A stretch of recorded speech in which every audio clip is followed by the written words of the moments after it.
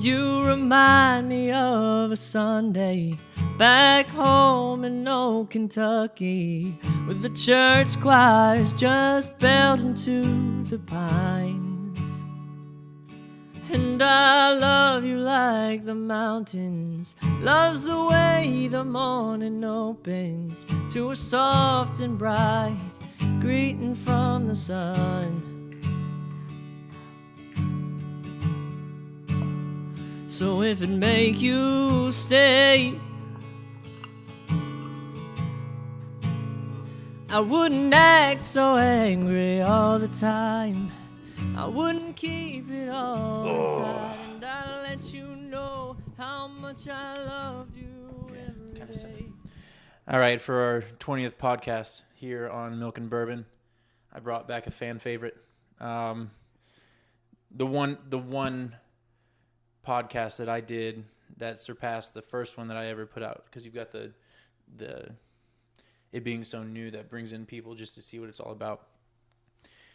The only one that surpassed that was the one that I did with you, Bluegrass Conspiracy, about a year ago. And I figured, why mess with a winning formula? So I brought him back on again. Same old man, Travis Rogers. Yeah, and well, I bring in the AARP demographic, so it opens up a whole new population for you. You get some people that I don't usually get to reach. So there's some wisdom that Dad imparts on people, and I think that draws people in. We are covering yet another book that comes out of Kentucky, mostly out of Kentucky and somewhat out of West Virginia as well. I'd seen this show, I think right when it released in 2012. It's called the Hatfields and Mccoys. It's got Kevin Costner and Bill Paxton in it. Mm-hmm. Bill Paxton's also in Tombstone. He's the brother that dies. Spoiler alert for those who haven't seen a 1993 film yet. But it intrigued me because it seems so near to us, not many generations ago, that law and justice was taken upon almost in a tribal manner than in the centralized judiciate that it's done now. So very interesting read, very interesting story. Yeah, well, in Appalachia, in the, I guess our story starts right around the Civil War time, but in Appalachia, not only do they not have a 911 to call, they don't have telephones, period. Mm-hmm. So if you have to protect yourself, you have to protect your family, you have to take that into your own hands in many respects. And so how it happens is these families, either through ambition or just because of their natural style, there's these familial leaders that are somewhat elected to where decisions are ran through them. And that's the same with the two families in question, the Hatfields and the McCoys. We will go into some of the events that lead into this blood feud here momentarily, but for the McCoys it was Rannell. Is that how we say it? Rannell. Yeah. And then for the Hatfields, it was Devil Anse Hatfield. Rannell McCoy and the McCoy clan, all with some people not following the general rule, but most of them were from the Kentucky side of the Tug Fork River, which is far eastern Kentucky, north of Pikeville. And then most of the Hatfields were from the West Virginia side of Tug Fork River. They were all within about 15, 20 miles of each other at their greatest distance, and some were even closer, stone's throws away from each other. And what makes this feud so interesting is a lot of people from the outset will say it's the Hatfields versus the McCoys, but because they lived so close together and cohabitated in ways, they started intermarrying, and these loyalties started getting a little muddied over the years. The first thing I wanted to talk about was what I would say is the true start of the feud. I understand that there were things that happened before this, but the hog trials, I think, is where things started to come to a head. Would you disagree or agree? Yeah, I would disagree a little bit. Devil Anse, in his later years, used to say, for sensationalism reasons, that it started because of a hog, but he largely did that for attention. It was the killing, for me, it was the killing of Harmon McCoy that happened probably more than a decade earlier, Harmon McCoy being Rannell's brother. And I'll tell you, back then, yeah, journalists would sensationalize a number of different things. They did it with Jesse James. They did it with Billy the Kid. They had to sell papers, right? It's their version of clickbait, I think. And they sensationalized a lot of the things that went on, and they liked to say that it started because of a hog, because they wanted to paint this region, this Appalachian region, as being savage and uncivilized and taking the law into their own hands at the drop of a, just at any point. So I don't know that it started because of a hog, but people like to say that. I would also say that sounds laughable now, but when we have ready access to a lot of things in this day and age, and a lot of things have been mainstreamed for us. But even today, there's people that live in Appalachia that have trouble to get some of the things that maybe might be available to everyone else. So I would think that it would be a big deal if someone's property, something worth thousands of dollars now, probably still very expensive to acquire and maintain even back then, such as a hog. It's an excellent point. Just like I said earlier, you didn't have a 911, you didn't have a telephone, you also didn't have a grocery store. And a hog is going to feed a large family, and I think at this point, Randall McCoy had about 8 kids at that point. Yeah. That hog would have fed his entire family for probably more than a winter's month. Mm-hmm. So it's a big deal.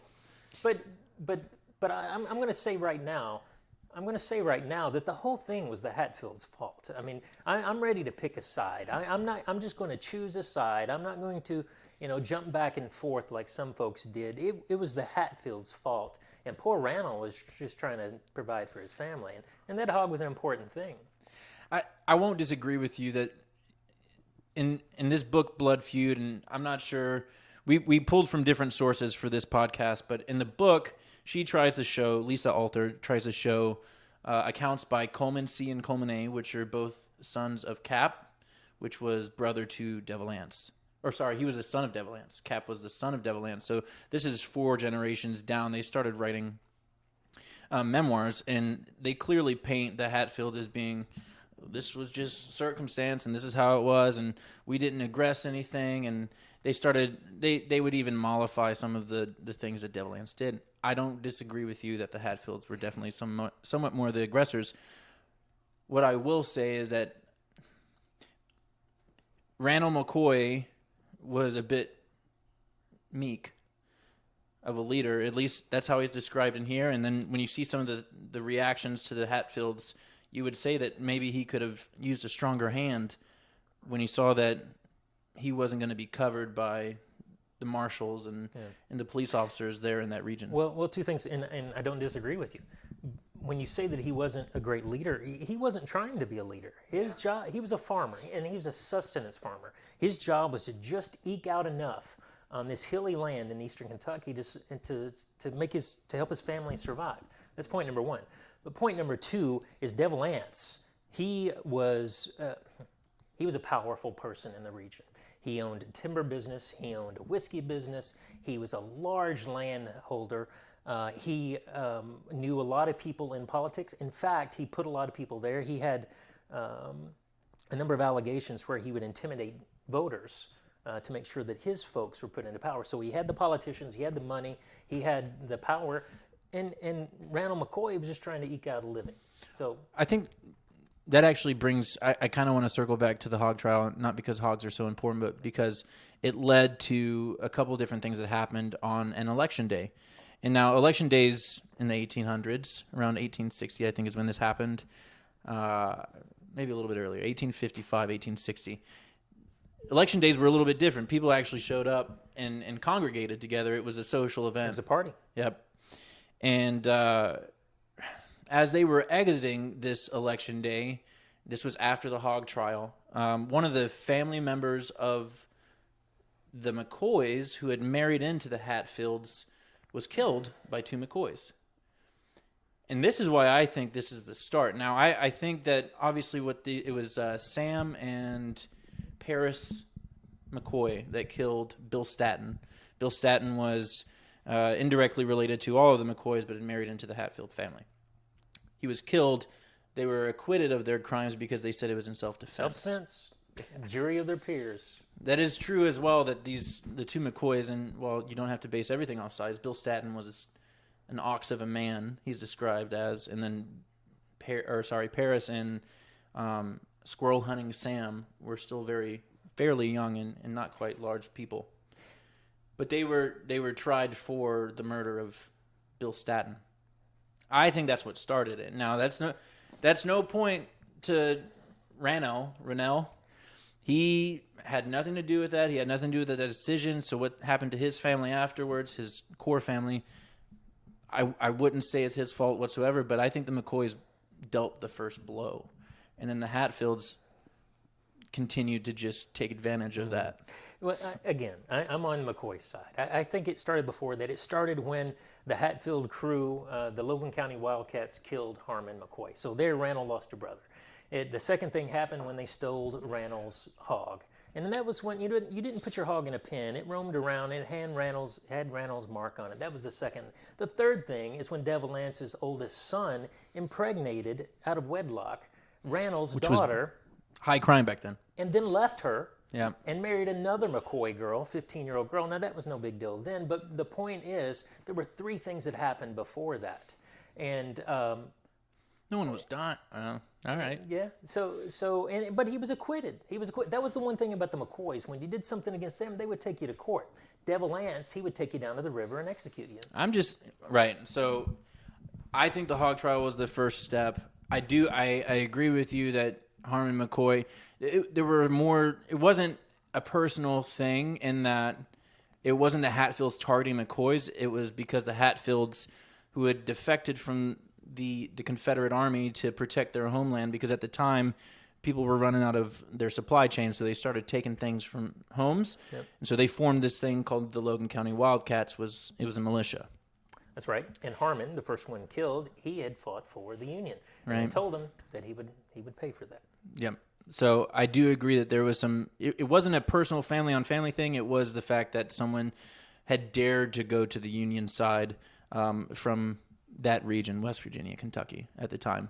Now, both considered border states, but in those particular very poor areas, they often went Confederate for whatever reason. True, brother against brother. And West Virginia didn't even exist. I want to say, I don't have this in my notes, but I think it didn't secede from Virginia until 1863. So it was midway through the Civil War, and suddenly the Hatfields found themselves members of a Union-supporting state.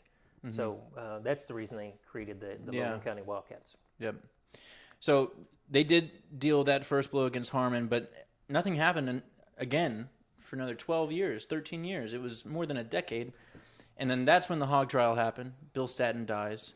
The boys are acquitted due to self-defense. And then I want to say 3 or 4 years later, the Pawpaw murders occur. There are several things that I'm skipping over that led to this, but 3 sons of Rannell were executed. Oh, I'll tell you what actually happened. They killed Ellison Hatfield during another election day. Ellison Hatfield was drunk. Some words came, and one of those. Great. You can't just skip over the words. The words were great. So again, partying, drunk, and after a fight, one of the McCoy boys stand up and says, "I'm hell on earth." And the Hatfield, who had been napping at this point, stood up and said, "You're a damn shit hog." And if there's one thing you don't say to McCoy is you don't call him a damn shit hog. They're very sensitive about anything to do with hog. Yeah, so one of those 3 boys, actually it says it's mentioned that 2 of those 3 boys were actively involved in killing Ellison Hatfield. Yeah, now again, that's the kind of thing I feel like it should have gone to trial, because once Ellison Hatfield said, "You're a damn shit hog," and they go to fighting, honestly, the Hatfield guy started getting the better of it, so the McCoy boy pulled out a knife. Yeah. And then the Hatfield guy was still doing well, so a second McCoy boy jumped in, and it's once he raised a large rock above his head, getting ready to crash it down on a McCoy boy, that a third McCoy boy got in trouble, because blood, they're not going to let... He pulls out a gun and shoots him. Yeah. So again, they should have taken it to trial to determine who was at fault, but... They did not.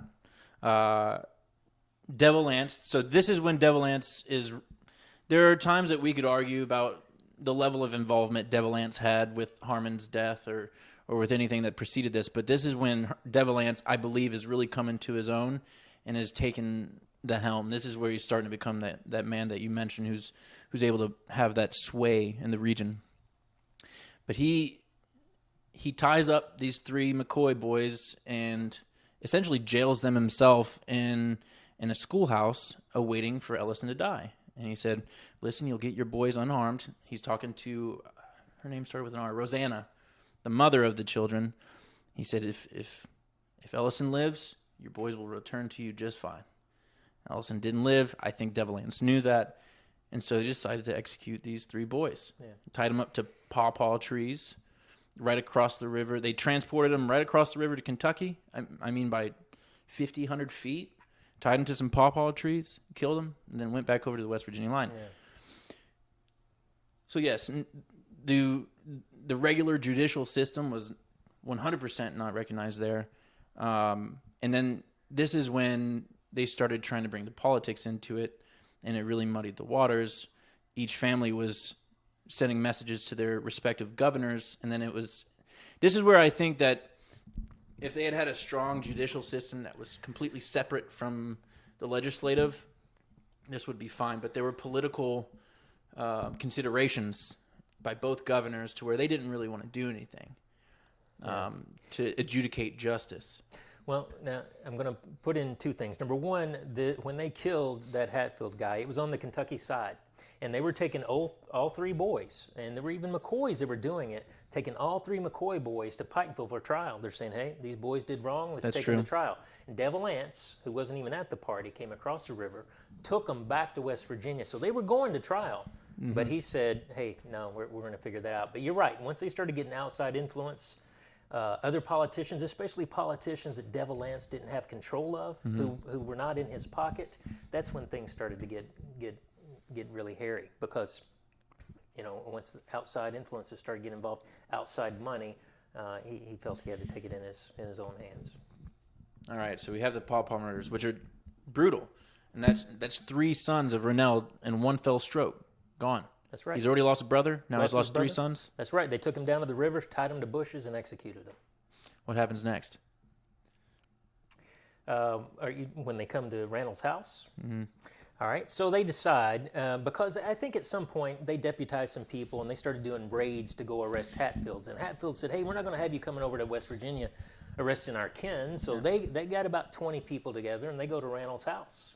And they essentially set his house on fire. Mm-hmm. And once people start running out, they start shooting him. They shoot his daughter. They shoot his son. They butt stroke his wife Sally and breaks her hip so that she's never the same mentally. She can't walk without physically. Yeah, she can't walk without assistance for the rest of her life. So at this point, Randall's lost his brother. He's got a young daughter that's been impregnated out of wedlock. Mm-hmm. Lost 3 of his sons. Lost a 4th son. Lost a daughter. And the Hatfields keep coming strong. And when they show up, they don't show up by themselves. They show up with 20 or 49 people, depending on which battle we're talking about. Yeah, and this was also a strange time because both sides, one more effective than the other. The Hatfields were far more effective at doing this for whatever reason. They were deputizing people to try to make it look legitimate, and it was just so slipshod this whole time. Rennell's just trying to subsist. I agree with you. He was, but I have to say that at some point you got to say enough is enough, and Rennell never did that until he completely removed himself from the situation. You're right. Now a lot of these folks are very simple folks. Many of them didn't read and write. Even Devil Anse didn't read or write until very late in life. But you're right. Randall was a very simple person, and he wanted life to stay simple. And he probably should have taken up arms a little bit sooner. But I will say another thing about this family, the Hatfields, is they were always talking about unity and the Hatfields being about the Hatfields, but there were 3 characters that I kept rounding back to who I thought were really just about themselves and were willing to watch everyone else get trampled in the way. Devil Anse and his 2 sons. How do you pronounce it? Johnsy? Johnsy and Cap. Johnsy was his oldest son, and he's the one that impregnated a couple of McCoy girls. Mm-hmm. And then Cap, I think a lot of the information in this book comes from his son and grandson. So, that's... Yeah. Well, she does do an admirable job of... So there's the daughter of one of Rennell's sons, so one of his granddaughters, ends up writing as well. So what she tries to do is she leverages the Coleman A, Coleman C accounts against, I believe it's his granddaughter, but it's a McCoy. And so she'll give both accounts. So it's not that she's trying to lean one way or the other. I think she's actually related distantly to McCoy, and that's why she started writing about it. But what I'll mention, those three were the only ones, at least up until the feud unofficially ended, that were not jailed. They would let brothers, uncles, cousins. One was hung. I think is the last public hanging. Yeah, they called him Cotton Top. He was the illegitimate son of a Hatfield. Ellison. It was the man that was stabbed to death. That's right. He was the illegitimate son of a Hatfield, and he had some developmental problems, but he had been ordered by Hatfields to kill the daughter of McCoy the night that they set his house on fire. So he was hung, but after a trial. I mean, he had a trial at least. He wasn't taken down to the river and executed like those McCoy boys. I'm telling you, McCoys, if you're not on the McCoy side, then you're a lawless, communist. He sees in black and white. Yeah, the rule of law. But you tend to, and I mentioned this in the other podcast that I was in, you tend to identify with people who have things that are similar to your own life. I identified during the last podcast with the guy who had been a part of the 82nd Airborne Division, with the guy who had gone to law school. And it's the same thing here. You identify with the McCoy, or at least I identify with the McCoys because they were the Kentucky side. But not only that, my grandparents were from Appalachia. My grandparents were farmers. My grandparents hadn't gone beyond 6th or 8th grade. So you tend to identify with things like that. But outside of that, still, if you don't pick the McCoy side, then there's something wrong with you. That's that. Yeah, so I think what I was trying to do while I was preparing for this podcast with you was what are some major drawaways from this, from what happened.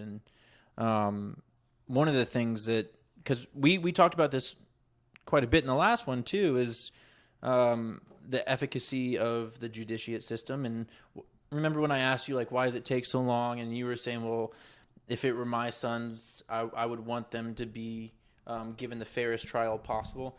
And I will tell you that no one got a fair trial, a fair shake between both families. I think Devil Anse, Cap, Jauncey had quite a bit of blood on their hands, and they got away with it for quite some time. Jauncey ended up being imprisoned, and then he actually saved the life of the warden 6 years into his imprisonment and was actually paroled. That's right. He was one of the ones that was sentenced for the arson of Randall McCoy's house. Yeah. Was sentenced to life, as a matter of fact, but you're right. He ran away for several years and then got eventually caught by what was believed to be detectives that Randall had paid for to go out and chase after him. Pinkerton detectives.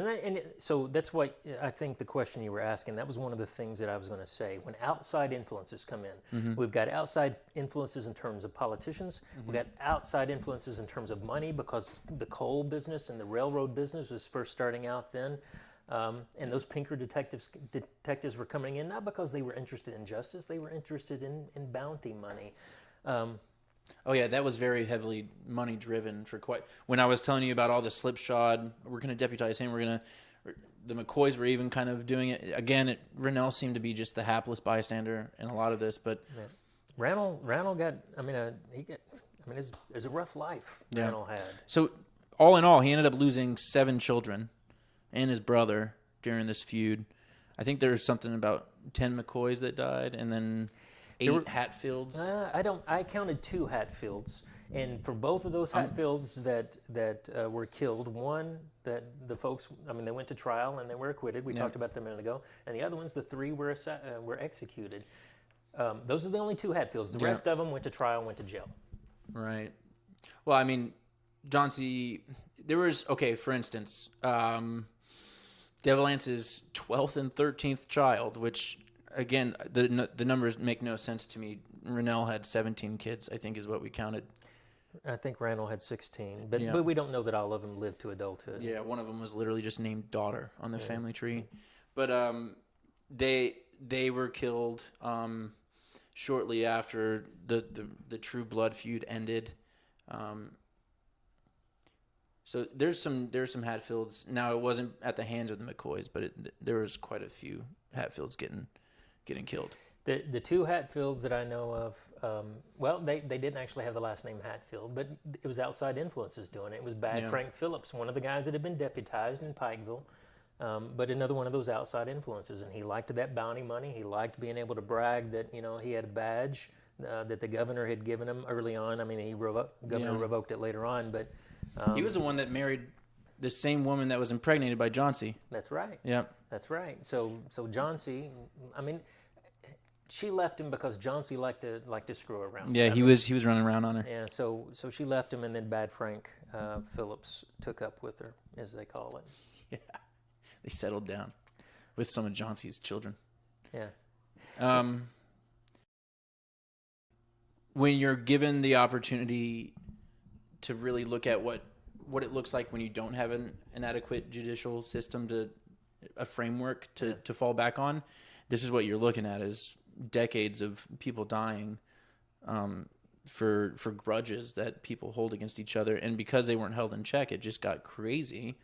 Like I said, Rannell. I'm sorry, I keep mispronouncing his name, but lost 7 kids. Brother had a daughter that had grandchildren of his out of wedlock, which made it very difficult for her back then. I think it was Sarah McCoy. But anyways, it was Rosanna, but it was the fact that he then left her after that. Yeah, then didn't provide. Yeah. Bad Frank picked up the mantle on that one. But what I'm saying is that this is what could happen if you didn't have that structure in place. That's right. That's the reason we rely upon the rule of law. Mm-hmm. It can't be the rule of man. Yeah. It can't be one person making these decisions because persons are not perfect. They let emotion come into play. They let money come into play. So the rule of law has to be the foundation for those things. I agree. A brief break about our sponsors. Kidding. Would love to have that spoken into existence, but this is a bourbon that Dad and I discovered. We did not consume all of this tonight. This had been consumed in past nights, but it's called Old Granddad. It's made from the same sour mash bill as Basil Hayden. Allegedly. I mean, I can't go and check on it, but that's what they say. It's not one of the top shelf bourbons. It's $19. It's $19, and that's why I want to show all my people that you can have a solid bourbon. I would say it's a very good bourbon.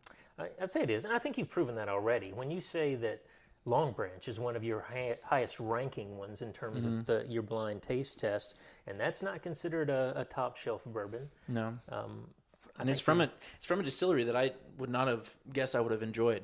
The Wild Turkey Distillery. That was my dad's distillery. He was a Wild Turkey 101 guy. He wasn't going for the high. He liked pain, I think. Yeah. But allegedly, as you say, same mash bill as Basil Hayden, and it's about half, if not a third of the price. And it's a little bit stronger. So one thing that I will say about Basil Hayden is it's not a bad bourbon. I think I have rated it very low, but it's only because it's meant for your brand new bourbon drinker. It's an 80 proof. So it's not very strong at all. And it's meant to not offend someone that's brand new to bourbon. Now this is being 100 proof, has some body to it. And that's one thing I say with regard to new drinkers, and I can't remember if I said this on the last podcast or not, but if you're first starting to drink bourbon, it's going to be a little bit of a shock to the system, and it's something you have to sort of be patient with. Just for those of you who drink coffee, I can't remember if I said this, for those of you who drink coffee, when you first started drinking coffee, or maybe when you were a child and you had your first drink of coffee, it probably was a bit repulsive. But as you get older, your taste buds change and you start to develop a taste for things like that. Bourbon's very much the same. The first taste is going to shock you a little bit, but be patient and stick with it. All right, I'm going to pause right here because the video's about to go out. Are we ready to wrap up? I don't think I nailed that, but that's all right. All right, so oftentimes he will have 2 bourbons to compare and contrast. And we don't have that tonight. I mean, he did talk a little bit about Old Granddad, but that's the only bourbon we have here with us. And at the start of this podcast, I told you should pick a side, and you should pick the McCoy side. And if you don't, then you're wrong about that. But since we don't have bourbons to pick a side tonight, what we do have is we have the Pepsi Challenge. I was explaining to not only Nick, and Nick may remember some of it, but my younger boys, I was talking about the Cola Wars, and I was talking about the marketing gimmick, the campaign where they had the Pepsi Challenge, where they would have a blind taste test, and they'd say, hey, I'm a Coke drinker, and I can pick out Coke, and then they would have a blind taste test and see which one they really liked. Now, we're getting ready to do that. We're going to do the Pepsi Challenge. I'm going to do it blind and not see which one you're pouring, and then you'll do it. But I'll tell you, growing up my whole life, I liked Coke. My dad liked Pepsi, and I always thought Pepsi was too sweet. But earlier, as I was saying, your taste buds start to change. And over the past year, 2 years, I guess, I've started to develop a taste for Pepsi over Coke. But I've never done the blind taste test. So we're gonna do that now. Yes, we are. All right, so again, one of these is Pepsi, one of these is Coke. I'll try the one closest to me first. Okay.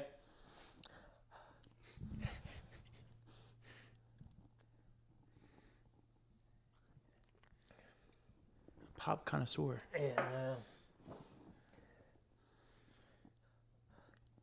did the two smell different? now I can tell you, they taste so similar, but one of them has a little bit more, what's the bubbly stuff called? Carbonation? Carbonation, just a little bit more something in the air, like a mist in the air. This one that's closest to me, I think the one that's closest to me is the Pepsi. That is correct. That is the Pepsi. Yeah. It's just, but the difference is so minuscule. And you have to say, the Pepsi is what Dad prefers now. He wouldn't have always said that. That's right. That's right. I grew up drinking Coke. I think I mentioned that earlier. The old man drank Pepsi, and I just sort of looked at him sideways because of that. But over the last couple of years, as your taste buds change, I started to develop a taste for Pepsi. I'll try this first one first. One closest to you. I think you're going to be amazed how similar they are.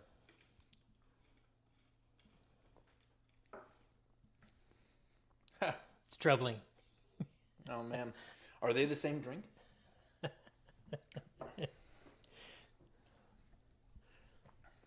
I'm going to say this one that was furthest from me and closest to you is Pepsi. Saying that I think this is better. And I think it's Coke. Yeah. You sure? That's what I did to him with the bourbons and threw him for a loop for a while. Yeah, I'm going with that. You're correct. I am correct. This is the Pepsi, that's the Coke, and I think you said you preferred Coke to begin with. I do still believe that Coke's better. I don't mind. I mean, again, they are remarkably similar. It's almost like, why are we even arguing over this? Whatever's closest to you at the checkout line, it's fine. But I will say that the Pepsi is a little bit sweeter. But not as much sweeter as you'd think. That's right. When I don't, like you said, the checkout line, I would immediately think, well, this one's gonna be much sweeter. But that's what I like now. But when you taste them side by side, it's just Remarkably barely similar. different. Yeah, just barely. Yeah, they might have the same. They've got the same recipe. Coke just acts like it's a secret. Well, Hatfields and Mccoys. Choose a side. And choose correctly. There's only one right. We both still like what we like as far as sodas go. And cheap bourbon that tastes good is God's gift to man. Yep. True. Thanks for having me on again. I appreciate it. Yeah. I love having you on. We'll continue to do it over the years as long as I'm still doing this. So thanks again. Happy Thanksgiving to all you guys. I know we're a little bit late, but love y'all. Thank you for your time. I'm going to pour real quick so we can do our up to it, down to it. Up to it, down to it. Damn the man that can't do it. Thanks again, y'all. Well, I used to ride a Mustang, and I'd run that thing on high hopes. I only ever knew one Hatfield was worth anything. I couldn't pay, so I let that car just sit there when I should have took you driving with the windows down while the music played. So if it make you stay,